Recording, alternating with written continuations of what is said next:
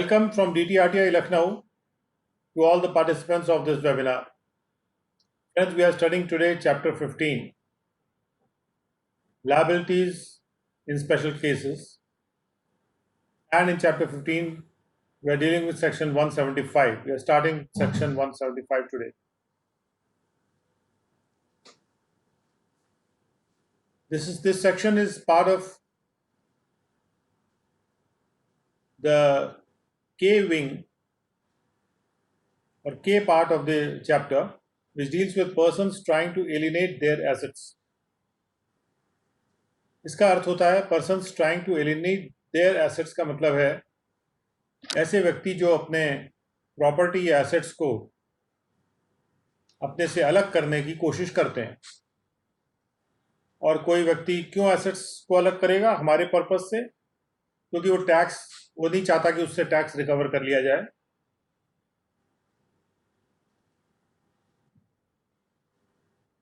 और टैक्स देने को अवॉइड करने के लिए वो एसेट को अपने से अलग करने की कोशिश कर सकता है।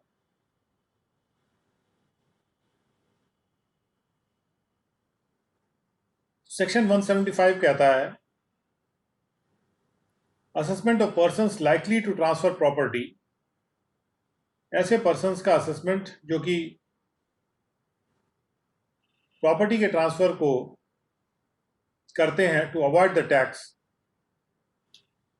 जो लाइकली है यानी कि संभावना है कि वो प्रॉपर्टी का ट्रांसफर कर देंगे टैक्स पेमेंट को अवॉइड करने के लिए।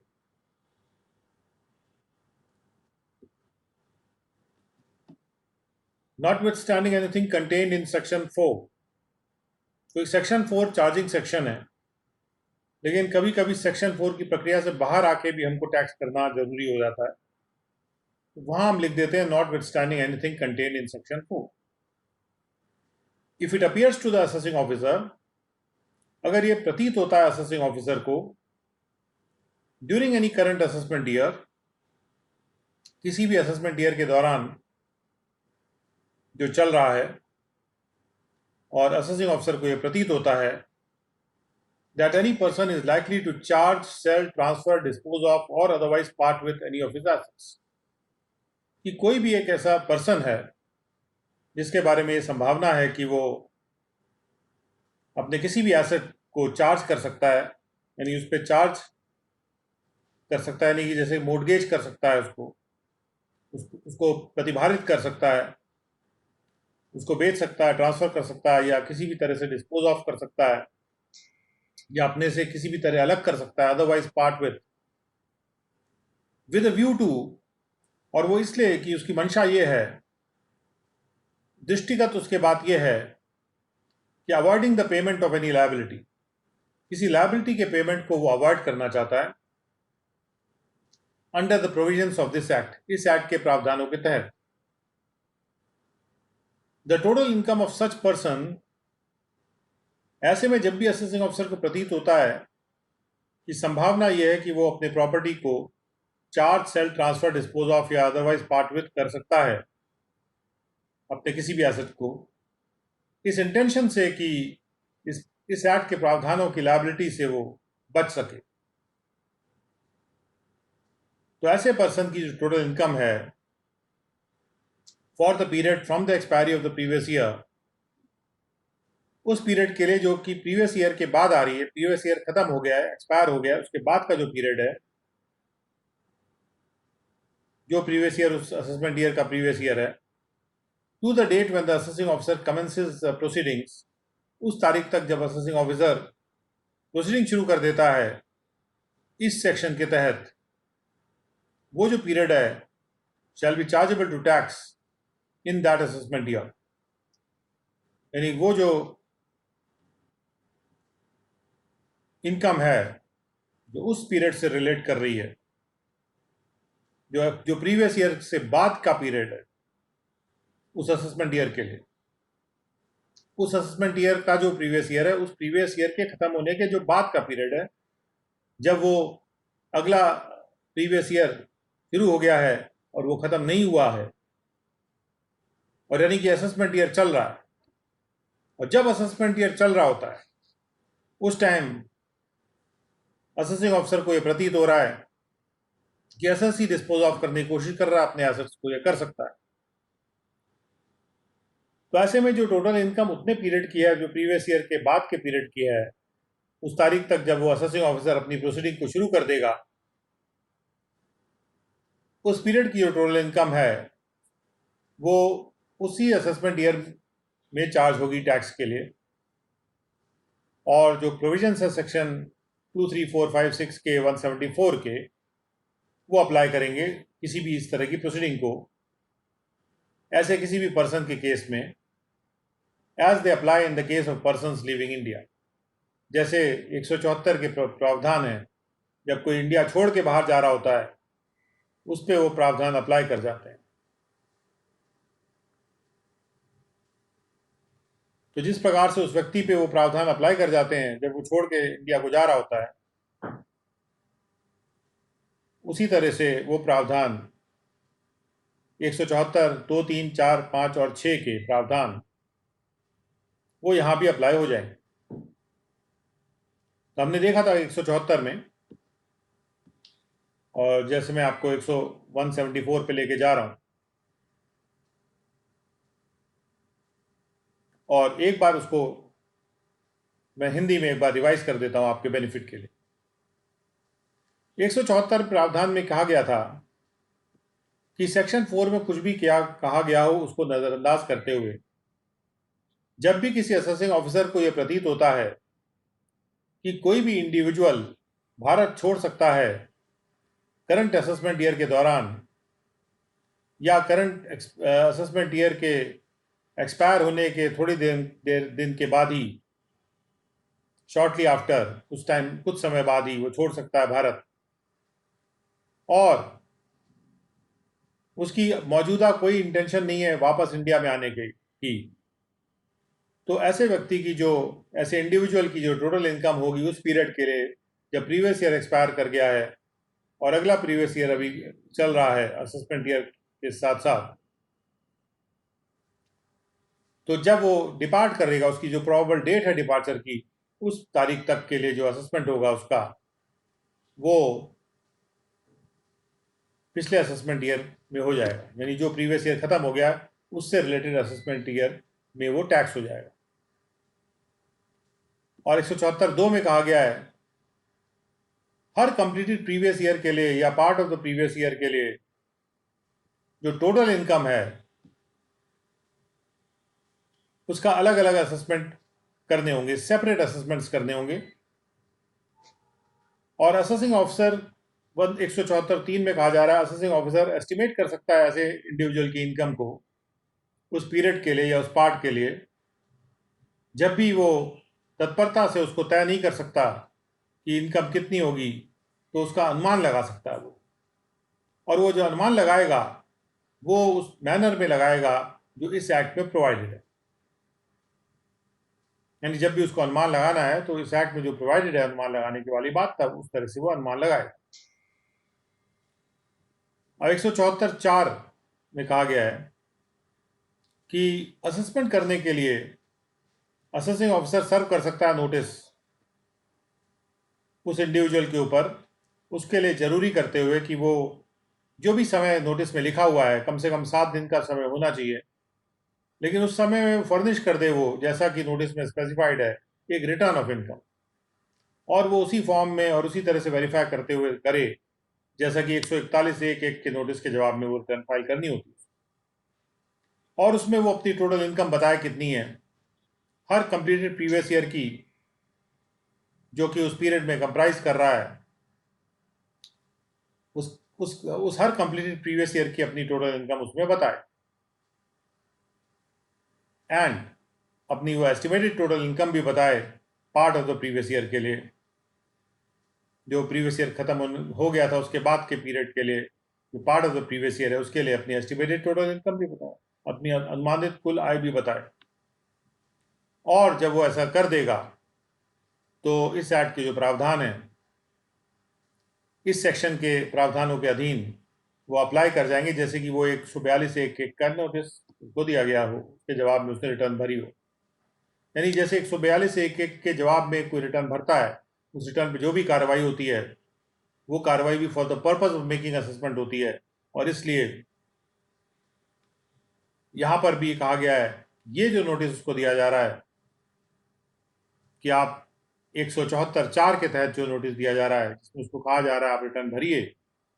इसमें कम से कम 7 दिन का समय दिया जा रहा है, तो उस पर भी सारी कार्रवाई ऐसे होगी जैसे वो 141(1) के तहत उसने रिटर्न भरी। और 174(5) में कहा गया है कि जो भी टैक्स चार्जेबल होता है इस सेक्शन में, वो इस सेक्शन में जो चार्जेबल है टैक्स, वो किसी और प्रावधान में जब टैक्स जो चार्ज होता है उसके एडिशन में है। ये बात क्लियर कर दी गई है। और 174(6) में कहा गया है कि जब भी सबसेक्शन 1 के प्रावधान एप्लीकेबल होते हैं, यानी जहां पर प्रतीत होता है असेसिंग ऑफिसर की इंडिविजुअल भारत छोड़ सकता है और उसकी कोई मंशा नहीं है भारत वापस आने की, अभी कोई फिलहाल कोई मंशा नहीं है, तो उस वक्त प्रोविजंस सबसेक्शन 1 के एप्लीकेबल हो जाते हैं। तो ऐसे कंडीशन में कोई भी नोटिस जो इशू किया जाता है असेसिंग ऑफिसर के द्वारा 142(1) के तहत या सेक्शन 148 के तहत किसी भी ऐसे इनकम के, किसी भी ऐसे टैक्स के रिस्पेक्ट में जो चार्जेबल है किसी और प्रोविजन में एक्ट के, तो इस बात को मद्देनजर ना रखते हुए कि 142(1) में क्या कहा गया या 148 में क्या कहा गया है, as the case may be, require the furnishing of the return of by such individual within such period not being less than 7 days as the assessing officer may think proper। तो कोई भी नोटिस जो issue किया गया है वो जरूरी कर सकता है कि वो व्यक्ति 7 दिन से कम के समय, 7 दिन से ज़्यादा के कोई भी समय में जो भी नोटिस में लिखा जाएगा अपनी रिटर्न वो भरेगा। क्योंकि जब जिस वक्त 174 की कार्रवाई शुरू हो गई, तो कहने का मतलब यह है कि 142(1) की कार्रवाई और 148 की कार्रवाइयां भी इसमें समाहित हो जाती हैं। 174(6) के द्वारा ये समाहित होने की बात क्लियर की जा रही है।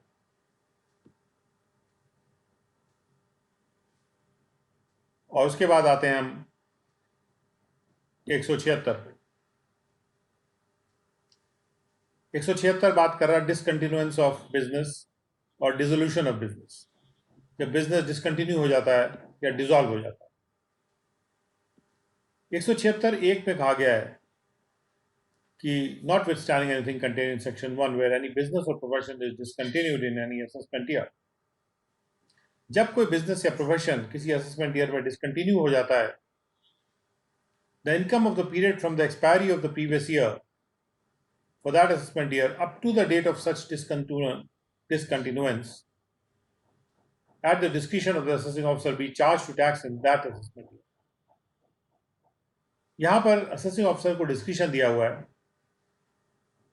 कि जब भी बिजनेस डिसकंटिन्यू होता है तो असेसिंग ऑफिसर ये कर सकता है कि प्रीवियस ईयर के एक्सपायर होने के बाद का जो पीरियड है, उस तारीख तक जब बिजनेस डिसकंटिन्यू हो गया था, उसका असेसमेंट वो उसी असेसमेंट ईयर में कर ले जो पिछला असेसमेंट ईयर था। ये डिस्क्रिशन है। डिस्क्रिशन इसलिए क्योंकि यहाँ पर कोई प्रतीत नहीं होना है असेसिंग ऑफिसर को, यहाँ एक फैक्ट है, एक फैक्ट क्लियर हो रहा है कि बिजनेस हो गया डिसकंटिन्यू, तो जो बचा हुआ पीरियड है प्रीवियस ईयर का, उसको पिछले प्रीवियस ईयर में ही शामिल कर लिया जाए, दैट वुड बी बेटर। अब 176(2) में कहा जा रहा है कि हर साल के लिए अलग अलग असेसमेंट किए जाएंगे। The total income of each completed previous year, her completed previous year का जो, और यहाँ पर part of the previous year का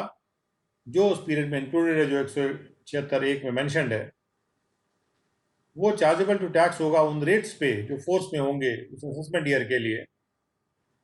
और अलग अलग असेसमेंट, सेपरेट असेसमेंट करने पड़ेंगे, किए जाएंगे, शैल बी मेड, हर कंप्लीटेड प्रीवियस ईयर के लिए या हर completed part of the previous year के लिए भी। यानी कि अगर वो part of the previous year है उसके लिए भी एक अलग असेसमेंट करना पड़ेगा। जैसे 19-20 कंप्लीटेड प्रीवियस ईयर है और 20-21 का एक पार्ट है, जब बिजनेस डिसकंटिन्यू हो गया तो 20-21 का जो पार्ट है उस पार्ट के लिए एक अलग असेसमेंट करना पड़ेगा। उसका 176(3) में कहा जा रहा है कोई भी पर्सन जो डिसकंटिन्यू कर रहा है अपने बिजनेस या प्रोफेशन को, उसके लिए जरूरी है कि वो असेसिंग ऑफिसर को एक नोटिस देगा ऐसे डिसकंटिन्यूएंस का 15 दिन के भीतर, डिसकंटिन्यूएंस से 15 दिन के भीतर वो देगा, जिससे जब वो नोटिस देगा तब असेसिंग ऑफिसर को पता चलेगा इनका बिजनेस डिसकंटिन्यू हो गया है, और तब असेसिंग ऑफिसर उतने पीरियड के लिए असेसमेंट कर सकते हैं उसकी इनकम का। डिस्क्रिप्शन उनके पास है, वो रिटर्न का इंतजार भी कर सकते हैं और चाहे तो पिछले असेसमेंट ईयर के साथ भी कंप्लीट कर सकते हैं। अब 176(3) ये कहता है जहां पर भी कोई बिजनेस डिसकंटिन्यू हो जाता है किसी साल में, where any business is discontinued in any year, any sum received after the discontinuance, business के डिसकंटिन्यू होने के बाद कोई भी राशि जो रिसीव की जाती है, shall be deemed to be the income of the recipient, वो प्राप्त करने वाले की इनकम मान ली जाएगी, and charge to tax accordingly in the year of receipt, उसको टैक्स, उस पर टैक्स रिसीट वाले ईयर में, जिस साल में वो प्राप्ति हो रही है उस साल में उसको टैक्स किया जाएगा। If such sum would have been included in the total income of the person who carried on the business, had such sum been received before such discontinuance, यदि बिजनेस के डिसकंटिन्यू करने से पहले वो राशि उसको प्राप्त हो जाती तो वो उसकी टोटल इनकम में शामिल होती। यदि तो जो राशि बिजनेस के डिसकंटिन्यू होने के बाद प्राप्त हो रही है, वो भी जिस साल में वो प्राप्त हो रही है उस साल में टैक्स हो जाएगी, भले ही बिजनेस उसका डिसकंटिन्यू हो गया। और 176(4) में कहा गया है कि जब भी where any profession is discontinue, जब किसी प्रोफेशन को डिसकंटिन्यू किया जाता है, यहाँ बिजनेस की बात नहीं हो रही है, प्रोफेशन की बात हो रही है, जब भी किसी प्रोफेशन को डिसकंटिन्यू किया जाता है किसी भी साल में on account of the cessation of the profession, क्योंकि प्रोफेशन सीज कर गया है, खत्म हो गया है, या रिटायरमेंट और डेथ ऑफ द पर्सन, या जो पर्सन प्रोफेशन चला रहा था वो रिटायर हो गया या डेथ हो गई उसकी, इस वजह से कोई प्रोफेशन सीज कर गया है,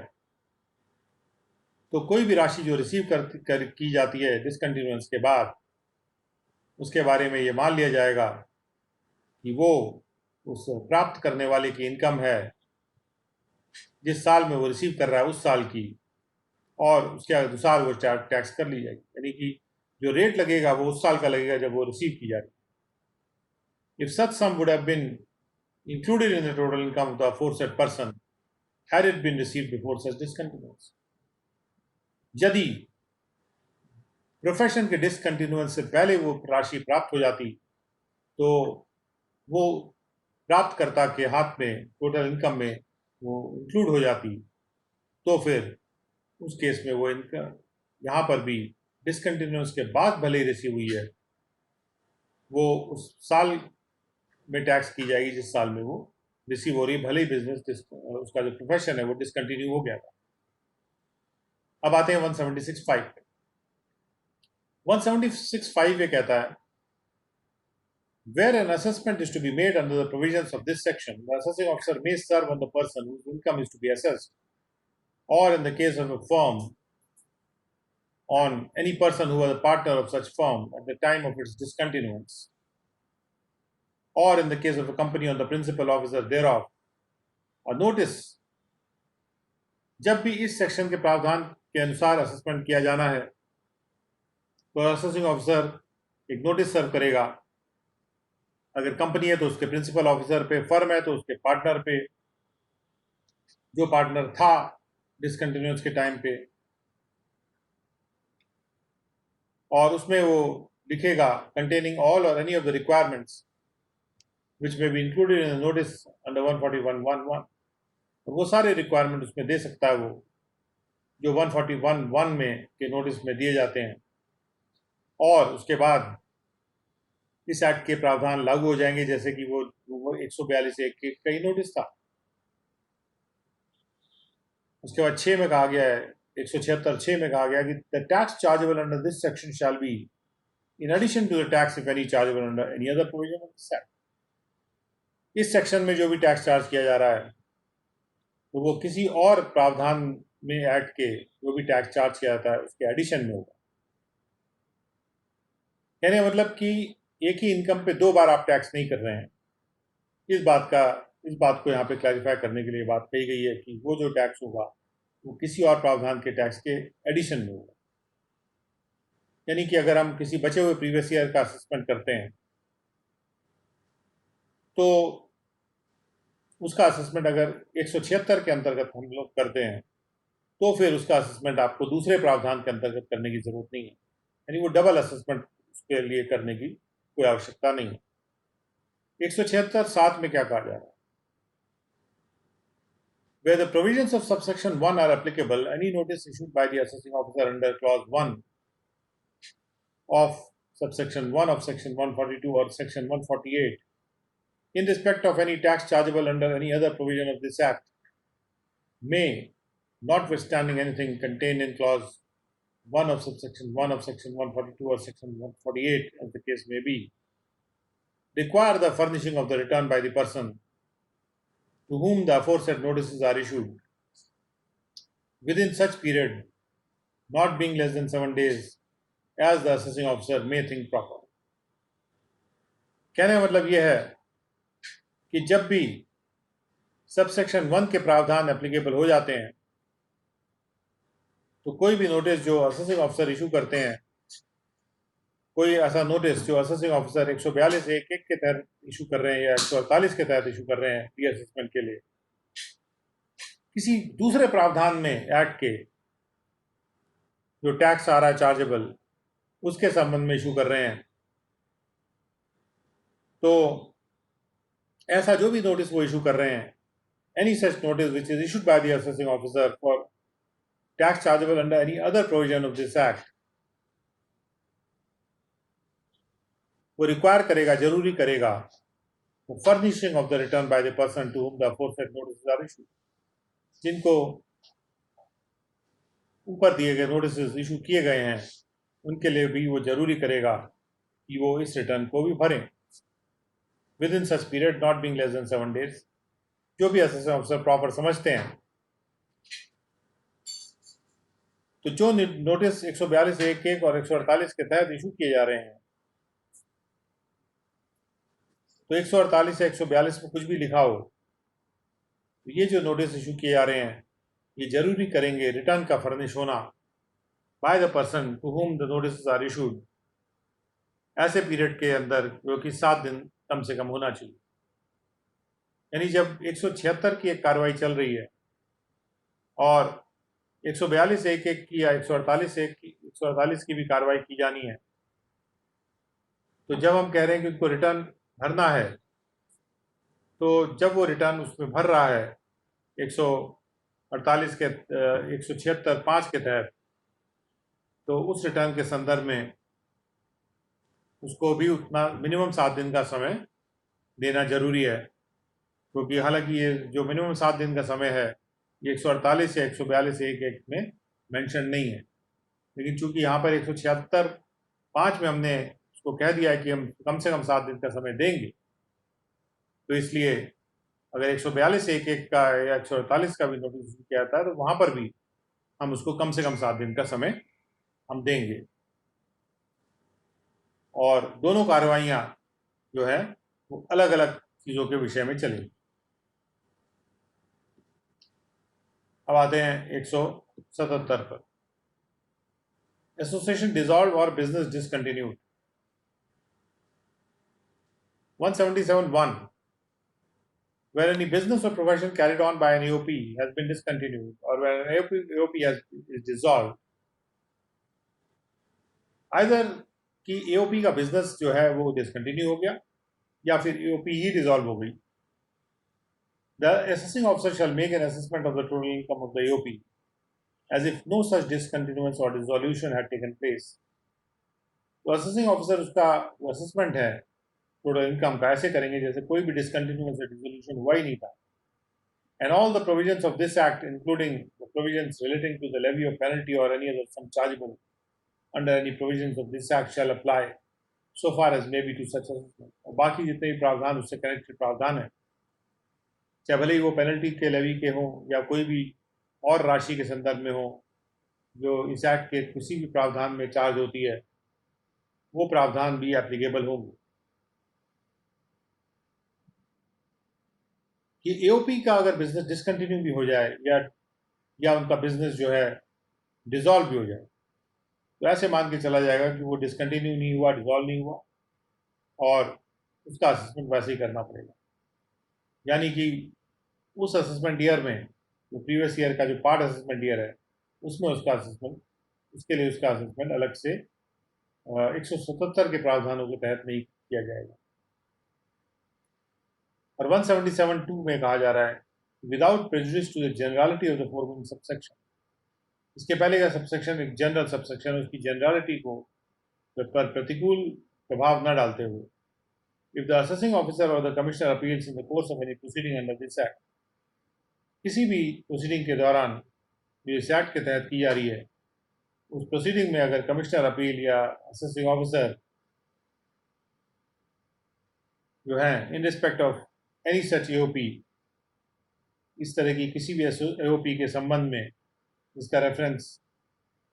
उस सबसेक्शन में दिया गया है, as is referred to in that subsection, वो अगर सेटिस्फाइड है कि जो एओपी है वो गिल्टी थी, उसने गलती की थी किसी भी कृत्यों के संदर्भ में जो कि चैप्टर 21 में स्पेसिफाइड है, तो जो पेनल्टी और प्रोसिक्यूशन के प्रावधान है उस संबंध में अगर असेसिंग ऑफिसर कमिश्नर अपील इस निष्कर्ष पे पहुंचते हैं कि असेसिंग की जो एसोसिएशन ऑफ पर्सन है उसने चैप्टर 21 के जो प्रावधान है, जो उसमें कृत्य लिखे हैं, उस संबंध में उसने गलती की थी, तो ही में इम्पोज, मतलब एओपी ने गलती की थी तो वो इम्पोज कर सकते हैं या डायरेक्ट कर सकते हैं कि पेनल्टी इम्पोज की जाए इस चैप्टर के प्रावधान के तहत। या तो वो इम्पोज कर सकते हैं अगर वो असेसिंग ऑफिसर है, या कमिश्नर अपील है तो वो पेनल्टी का इम्पोजिशन को डायरेक्ट भी कर सकते हैं। यानी पेनल्टी का जो इम्पोजिशन है वो भी किया जा सकता है अगर कोई एओपी है जो डिसॉल्व भी हो गई हो। लेकिन अगर कोई एओपी डिसॉल्व हो गई या बिजनेस डिसकंटिन्यू हो गया तो हमें ये नहीं समझना चाहिए कि कोई पेनल्टी नहीं लग सकती। 3 है, every person who was at the time of such discontinuance or dissolution a member of the AOP, हर व्यक्ति जो कि डिसकंटिन्यूअंस के समय या डिसोल्यूशन के समय मेंबर था एओपी का, और ऐसे व्यक्ति का जो भी लीगल रिप्रेजेंटेटिव है,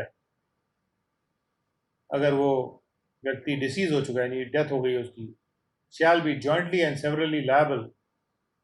तो ये जो हर मेंबर है और जो उसका जो डिसीज्ड अगर हो गया मेंबर तो उसका लीगल रिप्रेजेंटेटिव जॉइंटली और सेवरली लायबल हो जाएंगे टैक्स या पेनल्टी के लिए। जॉइंटली एंड सेवरली मिला जुला के भी और अलग से भी, इंडिविजुअली भी और मिल के भी वो लायबल होंगे टैक्स, पेनल्टी या अदर सम के लिए। जब भी कोई जॉइंटली या सेवरली लायबल होता है कई लोगों के साथ तो पूरी की पूरी राशि उससे भी कलेक्ट की जा सकती है अकेले। And all the provisions of this act so far as may be shall apply to any such assessment, और इस एक्ट के जितने भी प्रावधान हैं वो सारे के सारे अप्लाई करेंगे ऐसे असेसमेंट पर या ऐसे पेनल्टी पे या ऐसी दूसरी राशि पे जो कि पेएबल है। यहाँ पे खासतौर पे देखा जाए कि जो लीगल रिप्रेजेंटेटिव है, अगर वो पर्सन डिसीज्ड है तो वो लीगल रिप्रेजेंटेटिव भी उसका जो है जॉइंटली एंड सेवरली लायबल हो जाता है, क्योंकि वो एक तरह का रिप्रेजेंटेटिव असेसी भी है। और 177(4) में कहा जा रहा है कि वेयर सच डिसकंटिन्यूअंस और डिसोल्यूशन टेक्स प्लेस, जहाँ पर ऐसा डिसोल्यूशन या डिसकंटिन्यूअंस घटित हो जाता है after any proceeding in respect of an assessment year have commenced, जब कोई प्रोसीडिंग किसी असेसमेंट ईयर के लिए शुरू हो गई है उसके बाद ये डिसकंटिन्यूअंस डिसोल्यूशन घटित होता है, द प्रोसीडिंग्स में बी कंटिन्यूड वो प्रोसीडिंग आगे बढ़ाई जा सकती है, चलाई जा सकती है against the persons refer to in subsection 3, उन लोगों के खिलाफ जो कि जिनका रेफरेंस सबसेक्शन 3 में है, from the stage eight which the proceeding stood, और उस स्टेज से चलाई जा सकती है जब वो प्रोसीडिंग खड़ी थी जहाँ पे at the time of such discontinuance और डिसोल्यूशन, जब वो डिसकंटिन्यूएंस या डिसोल्यूशन हुआ तब वो जहाँ खड़ी थी। And all the provisions of this act shall so far as may be apply according, और इस एक्ट के जितने भी प्रावधान हैं वो उसके अनुसार अप्लाई कर जाएगा। एंड 177(5) में कहा जा रहा है कि nothing in this section shall affect the provisions of subsection 6 of 159, यानी 159(6) के प्रावधानों पे कोई असर इसका नहीं पड़ेगा। तो उसके लिए 159(6) को देख ले, वो लीगल रिप्रेजेंटेटिव वाला सेक्शन है। क्योंकि यहाँ लीगल रिप्रेजेंटेटिव की बात आई है तो वी मस्ट अंडरस्टैंड कि what a legal representative is, और इसके लिए उसको हम एक बार will just repeat the provisions, लेकिन पहले 159(6) को देख लेते हैं। और 159(6) ये कह रहा है कि जो लीगल रिप्रेजेंटेटिव की लायबिलिटी है इस सेक्शन के तहत वो अधीन होगी सबसेक्शन 4 या 5 के अधीन होगी, इसी सेक्शन के यानी 159 सेक्शन की, और वो लिमिटेड होगी उस हद तक जिस हद तक जो एस्टेट है जो उस पर्सन की वो केपेबल है उस लायबिलिटी को मीट करने के लिए। यानी जब हम कहते हैं कि लीगल रिप्रेजेंटेटिव जिम्मेदार होगा जॉइंटली या सेवरली, तो ये नहीं कि उसकी अपनी इनकम से वो टैक्स नहीं दे देगा, वो अगर टैक्स देगा तो जो डिसीज पर्सन है उसी की प्रॉपर्टी में से दे सकता है। और लीगल रिप्रेजेंटेटिव के बारे में प्रावधान है 159, जिसमें कहा जा रहा है जब भी कोई पर्सन की मृत्यु हो जाती है तो उसका जो लीगल रिप्रेजेंटेटिव है वो लायबल हो जाएगा कोई भी राशि का पेमेंट करने के लिए जो उस मृतक को देनी पड़ती अगर वो मरा ना होता, और उसी प्रकार से वो लायबल हो जाएगा, उसी मैनर में लायबल हो जाएगा और उसी हद तक लायबल हो जाएगा जितना वो मृतक व्यक्ति होता अपनी मौत से पहले। 159(2) में कहा जा रहा है असेसमेंट करने के लिए, और उसमें 147 के तहत असेसमेंट, रीअसेसमेंट या रिकम्पुटेशन भी शामिल है। जैसा कि आप जानते हैं 147 में असेसमेंट भी किया जा सकता है, रीअसेसमेंट भी किया जा सकता है और रिकम्पुटेशन भी किया जा सकता है। असेसमेंट करने के पर्पज से किसी मृतक व्यक्ति की इनकम पर और कोई भी राशि को लेवी करने के लिए टैक्स के रूप में लीगल रिप्रेजेंटेटिव के हाथ में क्या करना होगा। ए, कोई भी प्रोसीडिंग जो ली जाती है मृतक व्यक्ति के खिलाफ उसके मौत से पहले, उसके बारे में मान लिया जाएगा कि वो लीगल रिप्रेजेंटेटिव के खिलाफ ली गई थी और उस प्रोसीडिंग को वहीं से आगे बढ़ाया जा सकता है लीगल रिप्रेजेंटेटिव के खिलाफ, यानी फ्रॉम द स्टेज, उसी स्टेज से जहाँ पर वो खड़ी थी on the date of death of the deceased, उस तारीख पर जब मृतक व्यक्ति की डेथ हुई, उस तारीख के बाद से वो प्रोसीडिंग जो है लीगल रिप्रेजेंटेटिव के खिलाफ चलाई जा सकती है, ये मानते हुए कि वो जो पिछली प्रोसीडिंग थी वो भी उसके खिलाफ चल रही थी। और लीगल रिप्रेजेंटेटिव का मतलब है जो विधिक रूप से जो प्रतिनिधित्व कर रहा है किसी। 2B में कहा जा रहा है कि कोई भी प्रोसीडिंग जो ली जा सकती थी मृतक के खिलाफ, अगर वो बच जाता तो वो भी लीगल रिप्रेजेंटेटिव के खिलाफ ली जा सकती है अब उसकी मौत के बाद। यानी कोई जो चल रही थी वो उसके खिलाफ चलेगी, जो चलाई जा सकती थी वो भी उसके खिलाफ चलेगी अब, और सारे के सारे एक्ट के प्रावधान लागू होंगे उसके अकॉर्डिंग। और 159(3) में कहा गया है कि जो लीगल रिप्रेजेंटेटिव है वो असेसी माना जाएगा इस एक्ट के पर्पज से। जो मृतक का लीगल रिप्रेजेंटेटिव है वो एक डीम्ड असेसी माना जाएगा, यानी असेसी मान लिया जाएगा। 4 में कहा जा रहा है कि हर लीगल रिप्रेजेंटेटिव पर्सनली लायबल होगा, निजी रूप से लायबल होगा किसी भी टैक्स के लिए जो पेबल है उसके द्वारा उसकी लीगल रिप्रेजेंटेटिव की कैपेसिटी में, यदि जबकि उसकी लायबिलिटी टैक्स की अनडिस्चार्ज पड़ी हुई है तो वो एक चार्ज क्रिएट कर देता है जैसे मोर्टगेज कर देता है कोई एसेट को, या डिस्पोज ऑफ कर देता है, या पार्ट विथ कर देता है, अलग हो जाता है किसी एसेट से, उस मृतक व्यक्ति के एस्टेट के किसी एसेट से वो अलग हो जाता है, या उसके ऊपर कोई चार्ज क्रिएट कर देता है, ये जानते हुए जबकि उसकी लायबिलिटी टैक्स की अभी अनडिस्चार्ज पड़ी हुई है, ऐसे केस में वो निजी रूप से फिर जिम्मेदार हो जाएगा टैक्स के पेमेंट के लिए। और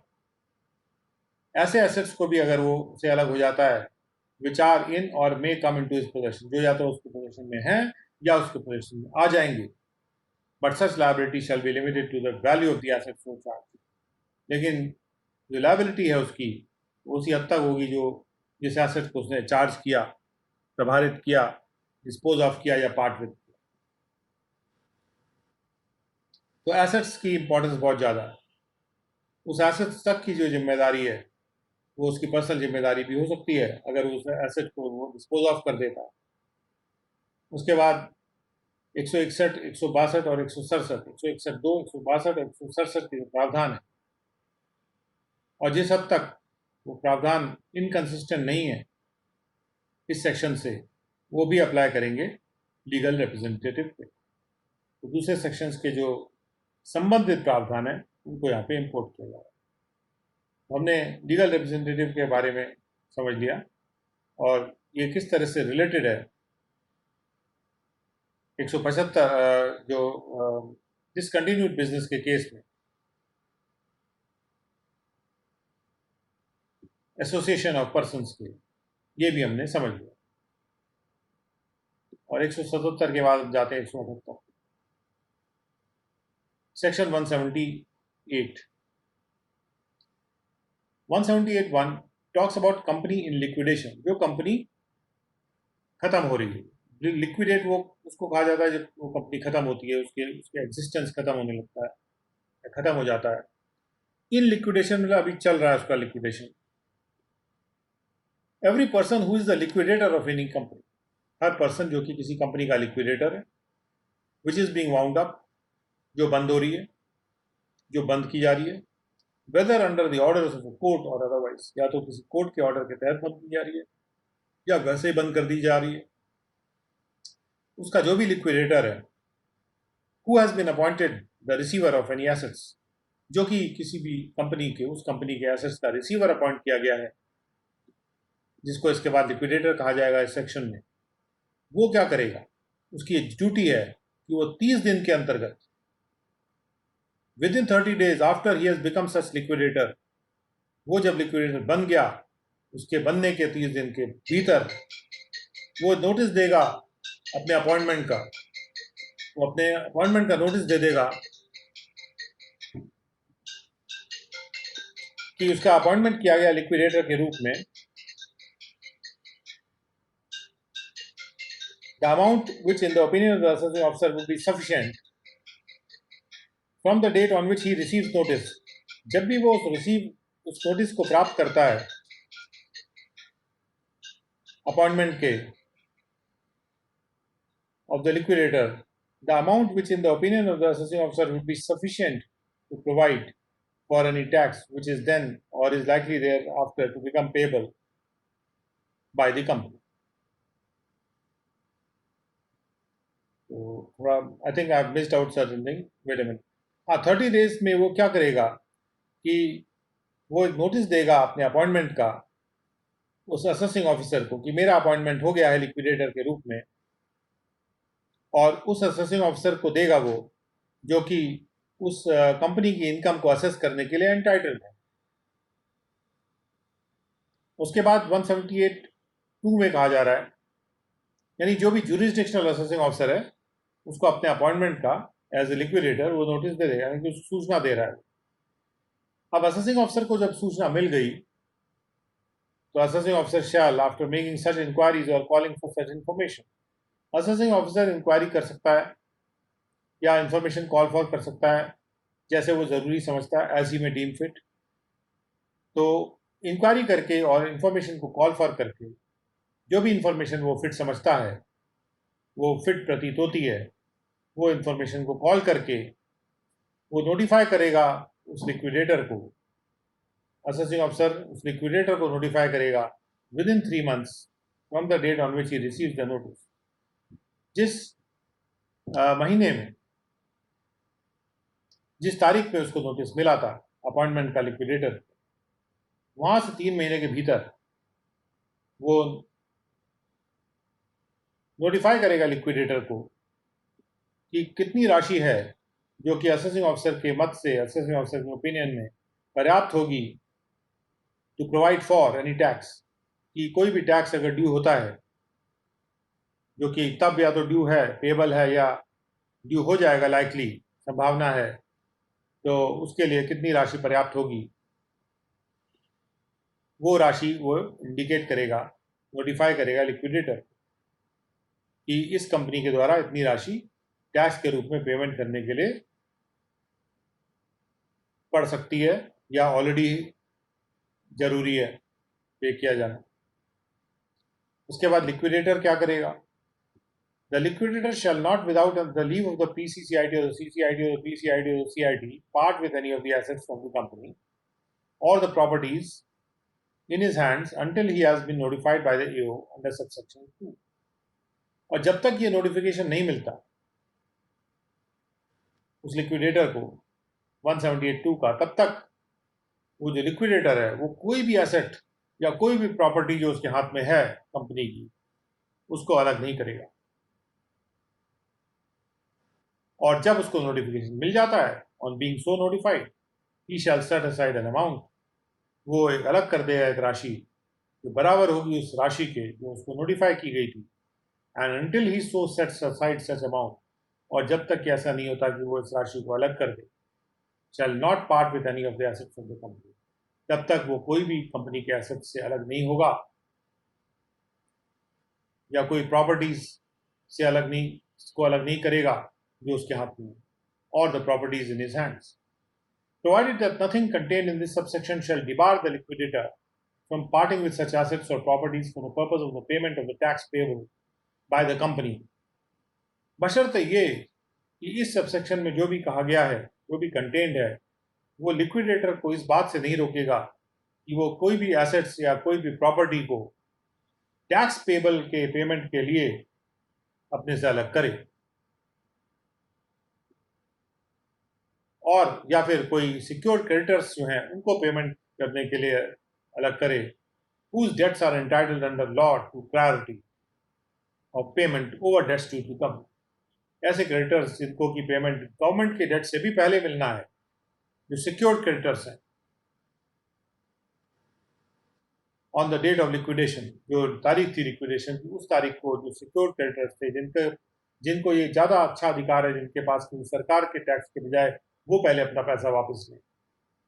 उनको देने के लिए वो एसेट्स को अपने से अलग कर सकता है या डिस्पोज ऑफ कर सकता है। और for meeting such cost and expenses of winding up the company as are in the opinion of the PCIT और सीसीआईटी और पीसीआईटी और सीआईटी, या वो ऐसे कॉस्ट या ऐसे एक्सपेंसेस भी इनकर कर सकता है कंपनी को वाइंड अप करने के कॉन्टेक्स्ट में, जो कि पीसीआईटी या सीआईटी के ओपिनियन में जो रीजनेबल खर्चे हैं वाइंडिंग अप के, वो खर्चे भी वो कर सकता है। उन खर्चों को करने के लिए भी वो जो एसेट्स हैं उनको अपने से अलग कर सकता है या डिस्पोज ऑफ कर सकता है। यानी ये जो एक्सेप्शंस आ रहे हैं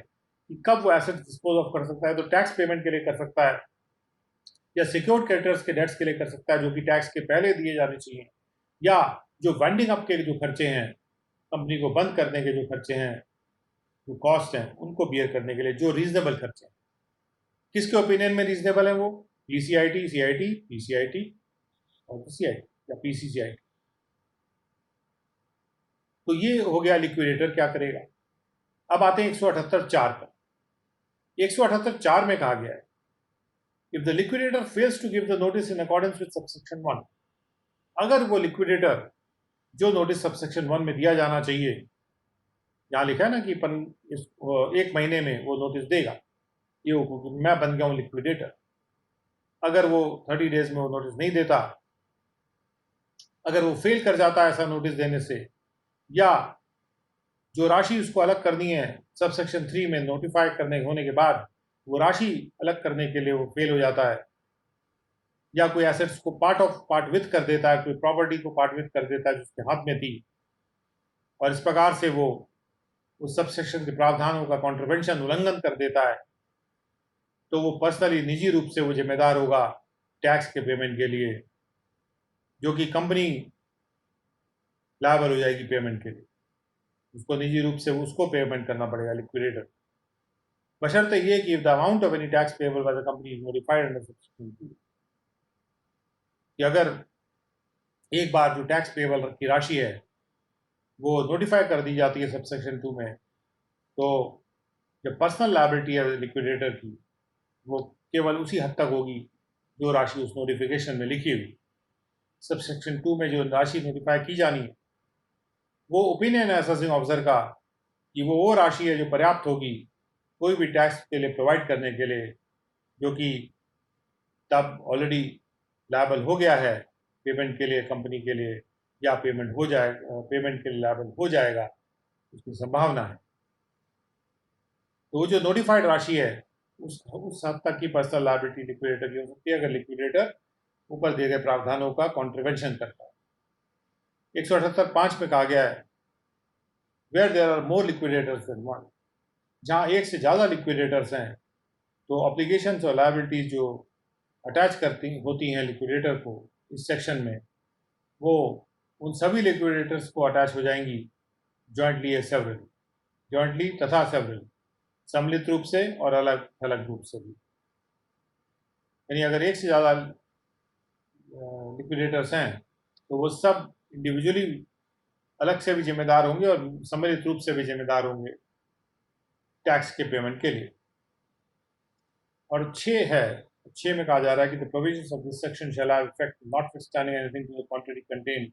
in any other law for the time being in force except the provisions of the Insolvency and Bankruptcy Code 2016. Insolvency और बैंक्रप्सी कोड जो 2016 आया है उसको वरीयता, उसको प्राथमिकता दी जा रही है इस सबसेक्शन के द्वारा, कि जब भी कोई दोनों के बीच में कोई डिफरेंस होगा तो इंसॉल्वेंसी और बैंक्रप्सी कोड 2006 प्रिवेल करेगा। इस सेक्शन के जो प्रावधान होंगे वो इंसॉल्वेंसी और बैंक्रप्सी कोड के प्रावधानों के अधीन होंगे और उनको ओवरराइड नहीं कर सकते हैं। इसीलिए यहाँ लिखा हुआ है सिवाय इंसॉल्वेंसी और बैंक्रप्सी कोड 2016 के कोई भी अगर दूसरी लॉ में अगर कुछ और विपरीत लिखा होगा तो वहाँ पे 178 प्रिवेल करेगा, लेकिन अगर इंसॉल्वेंसी और बैंक्रप्सी कोड 2016 की बात आएगी तो वहाँ पर यही कोड जो है 2016 का यही प्रिवेल करेगा 178 के ऊपर। So with that we have ended 178 section and we come to section 179, क्योंकि लिक्विडेशन की बात हो रही कंपनीज की, तो 179 को भी कवर कर लेते हैं and then we will do the remaining sections tomorrow. यहाँ पर कोई अगर प्राइवेट कंपनी है उसके लिक्विडेशन की बात हो रही है। यदि कोई प्राइवेट कंपनी लिक्विडेट हो रही है तो उसके डायरेक्टर्स की किस प्रकार से लायबिलिटी रहती है। Notwithstanding anything contain in companies act 56, companies act में कुछ भी कहा गया उसको नजरअंदाज करते हुए, where any tax due from a private company in respect of any income of any previous year or from any other company in respect of any income of any previous year during which such other company was a private company cannot be recovered। जहाँ पर कोई tax due किसी private company से है वो recover नहीं किया जा सकता, या किसी और कंपनी से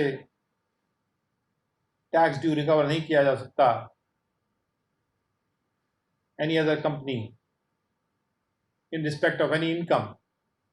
कोई भी प्रीवियस ईयर के इनकम के रिस्पेक्ट में अगर एक कंपनी से टैक्स रिकवर नहीं किया जा सकता या एक से ज्यादा कंपनी से टैक्स रिकवर नहीं किया जा सकता, इनकम वही है, in respect of any income of any previous year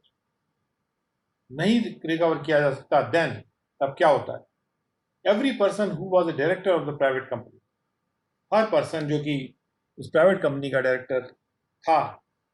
at any time during the relevant previous year, यदि वो उस सुसंगत प्रीवियस ईयर के